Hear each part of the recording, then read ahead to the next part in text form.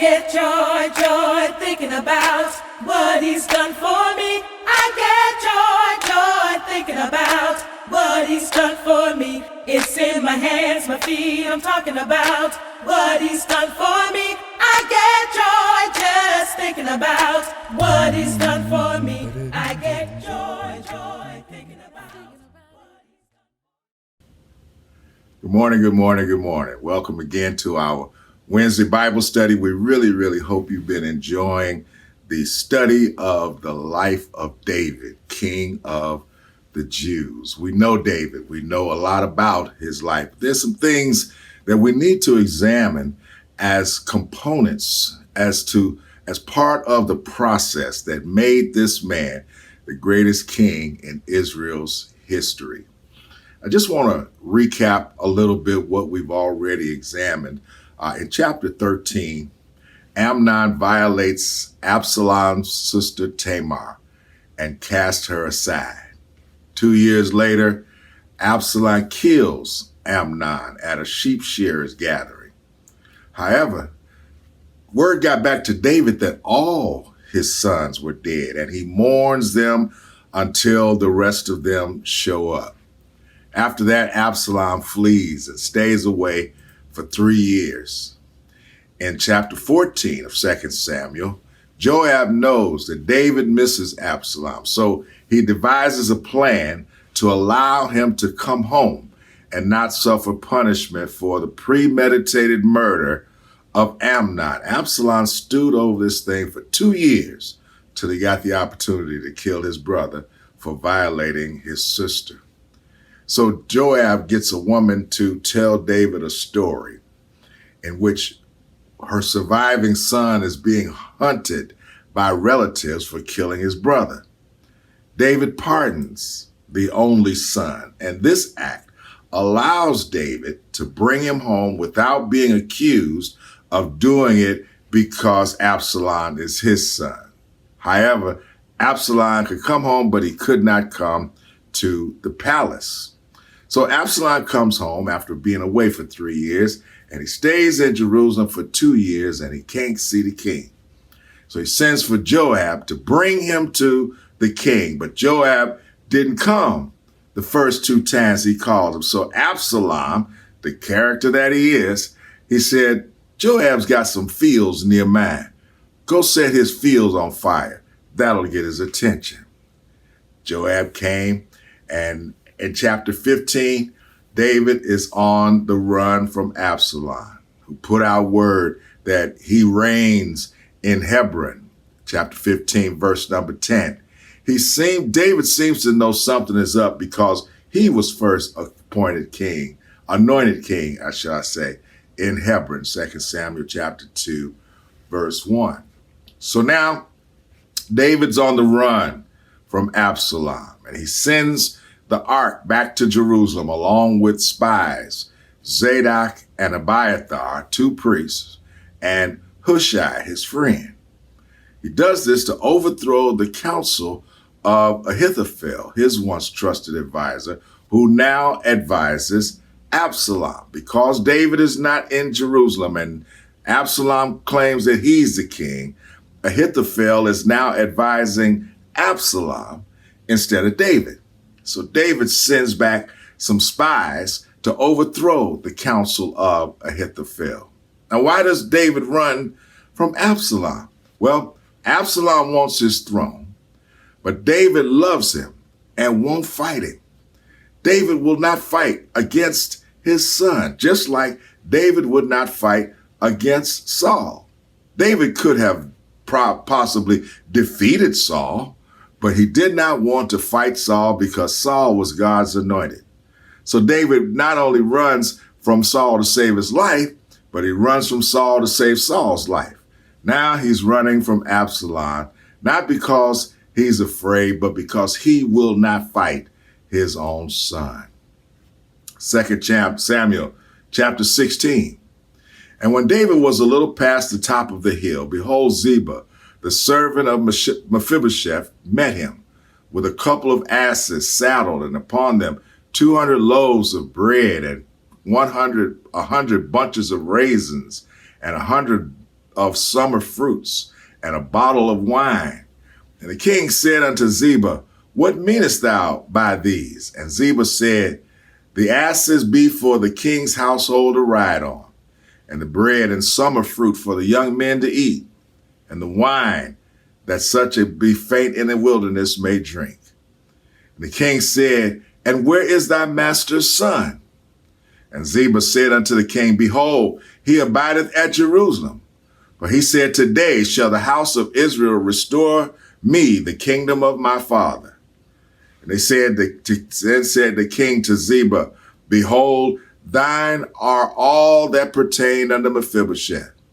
And Ziba said, I humbly beseech thee that I may find grace in thy sight, my lord, O king. All right.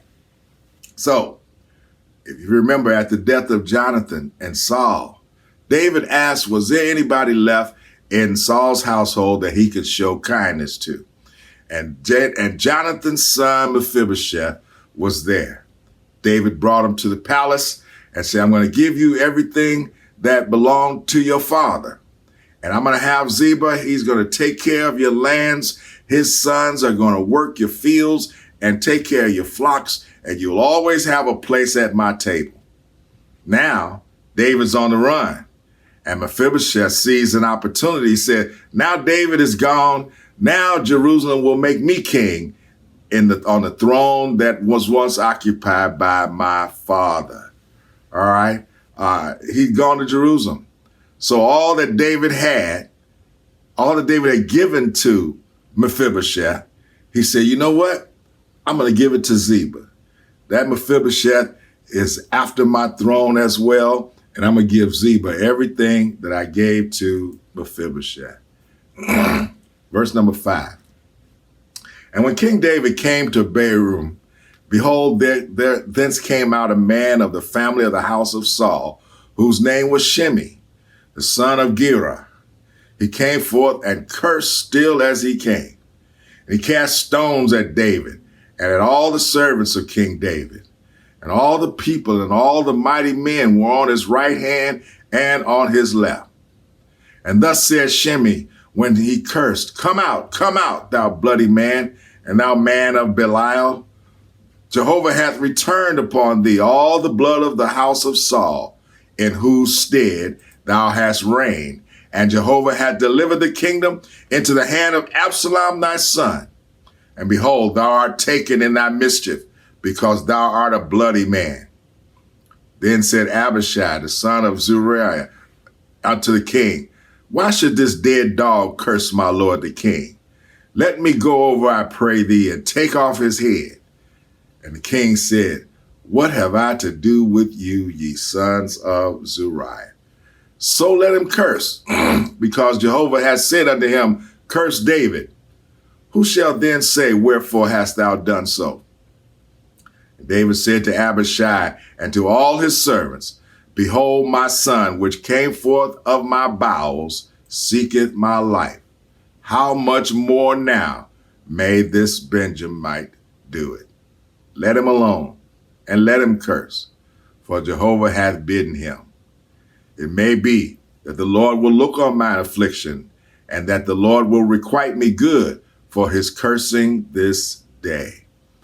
And as David and his men went by the way, Shimei went along on the hillside over against him, and cursed as he went, and threw stones at him, and cast dust. And the king and all the people that were with him came weary and refreshed themselves there. Okay. As David flees, one of Saul's relatives comes out and curses him. And Abishai, one of his mighty men, wants to kill him. Abishai is one of David's 37 mighty men, personal palace guards, the elite of the elites. Anybody guess or remember who else was in that number?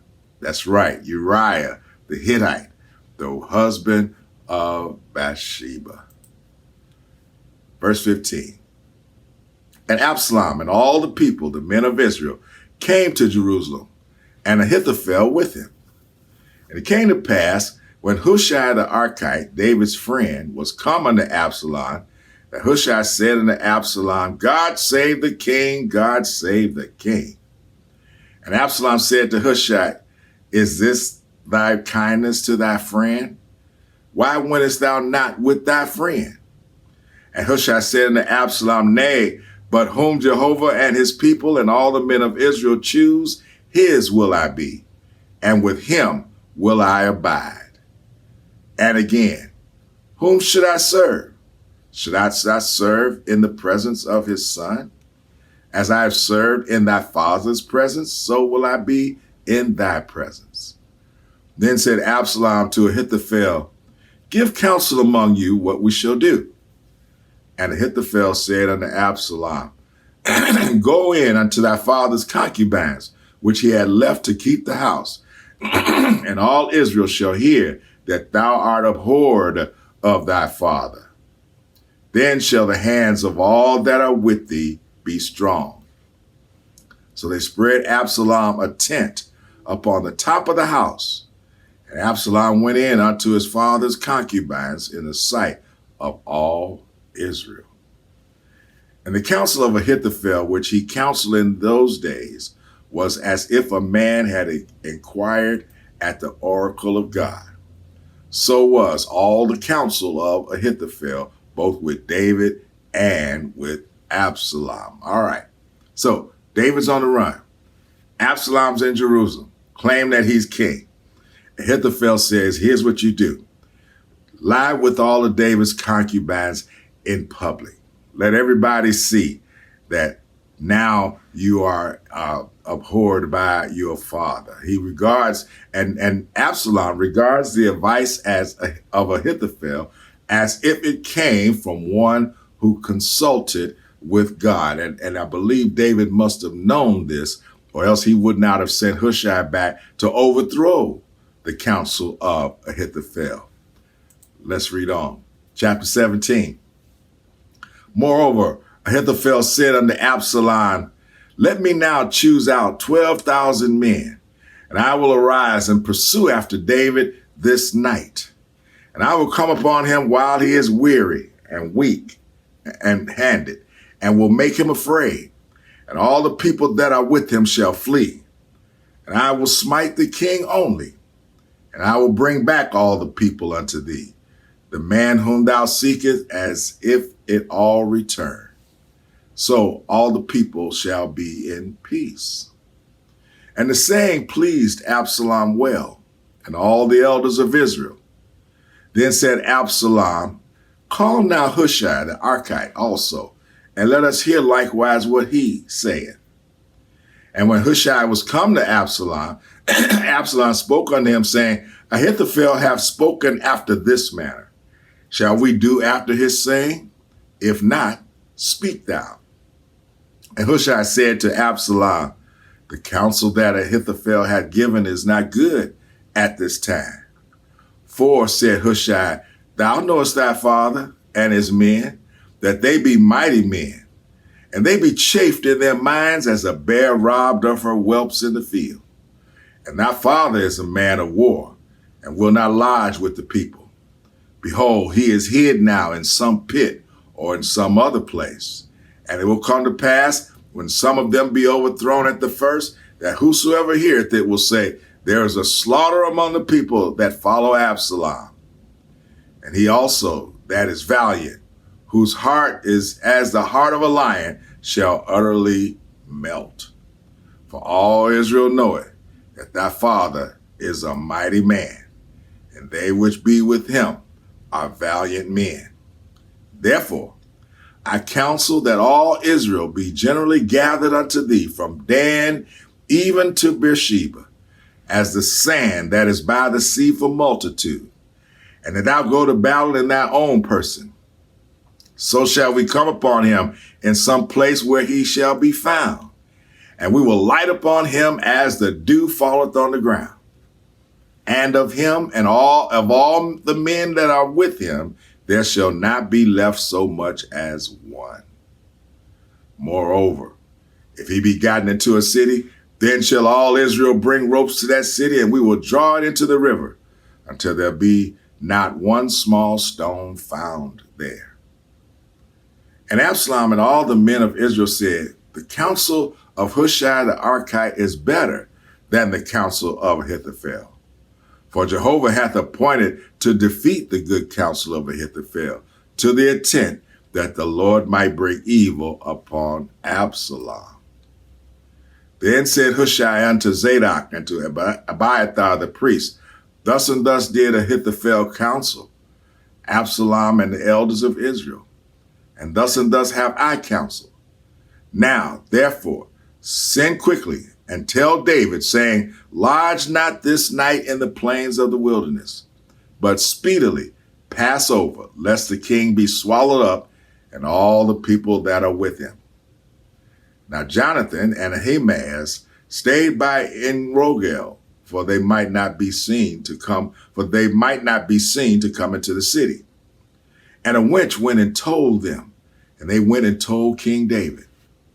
Nevertheless, a lad saw them and told Absalom, but they went both of them away quickly and came to a man's house in Bahurim, which had a well in his court, whither they went down. And the woman took and spread a covering over the well's mouth and spread ground corn thereon, and the thing was not known. And when Absalom's servants came to the woman to the house, they said, Where is Ahimaaz and Jonathan? And the woman said unto them, They be gone over the brook of water.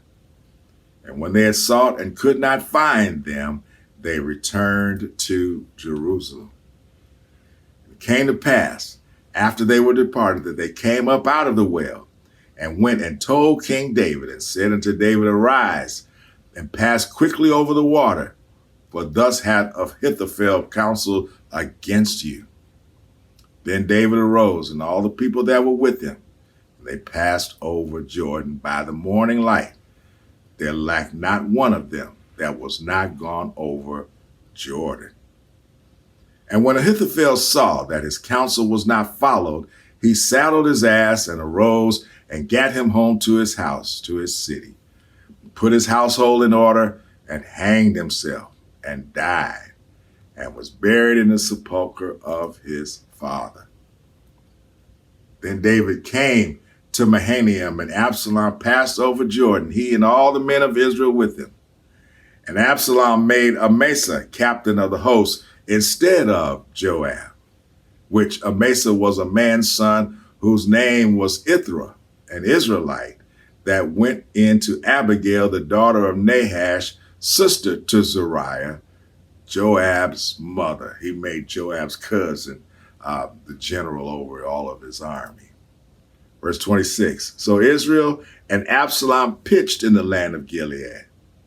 It came to pass when David was come to Mahanaim that Shobi, the son of Nahash of Rabbah, of the children of Ammon, and Machir, the son of Amiel of Lodabar, and Barzillai, the Gileadite of Rogelim, brought beds and basins and earthen vessels and wheat and barley and flour and parched corn and beans and lentils and parched pulse and honey and butter and sheep and cheese of kine for David and for the people that were with him to eat.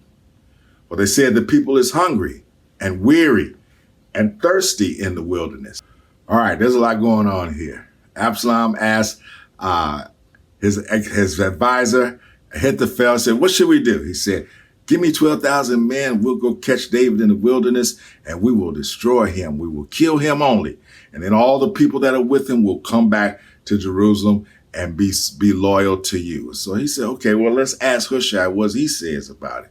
Hushai said, that's not a good idea because you know your father. He is a mighty man and he's a valiant man. And the men that are with him are valiant men. And they're hurt now. They're like a bear that has lost its cubs. They're going to fight and they're going to be ferocious. And they're not going to come easy.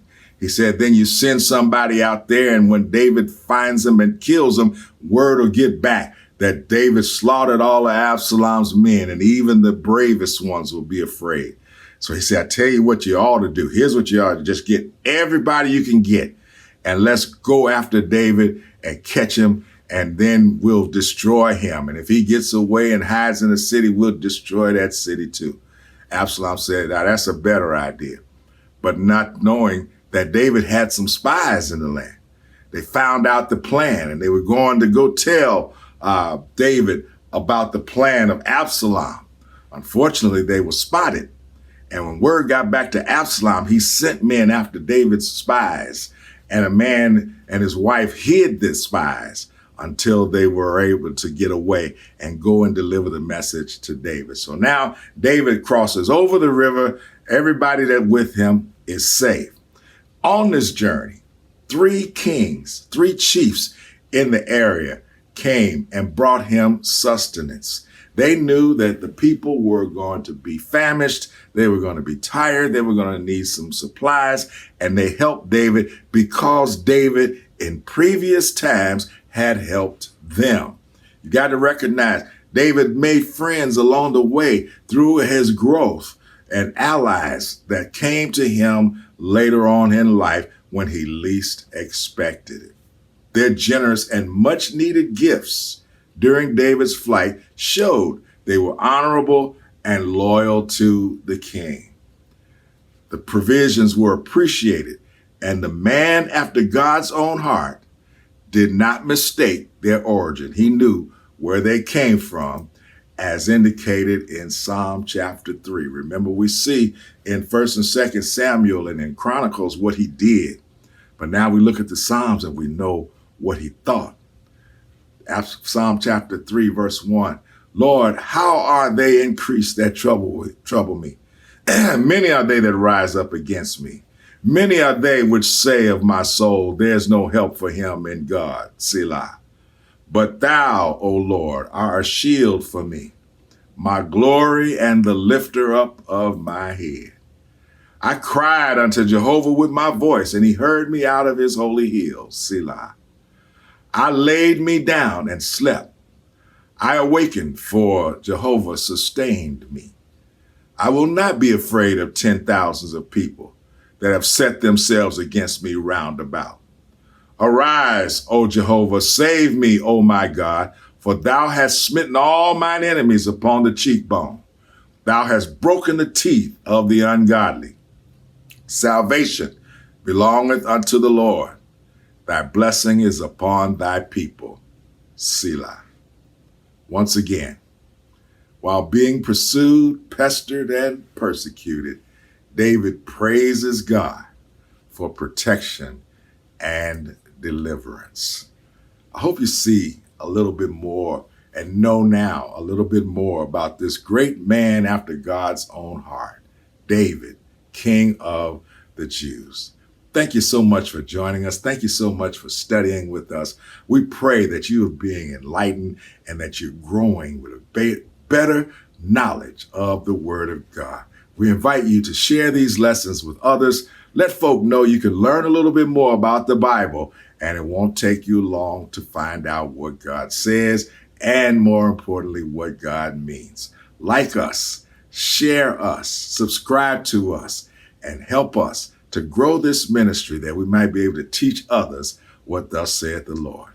Join us again next week as we continue in our series. Until then, as always, we pray you'll be careful and be prayerful. God bless you. I get joy thinking about what he's done for me. I get joy thinking about what he's done for me. It's in my hands, my feet, I'm talking about what he's done for me. I get joy just thinking about what he's done.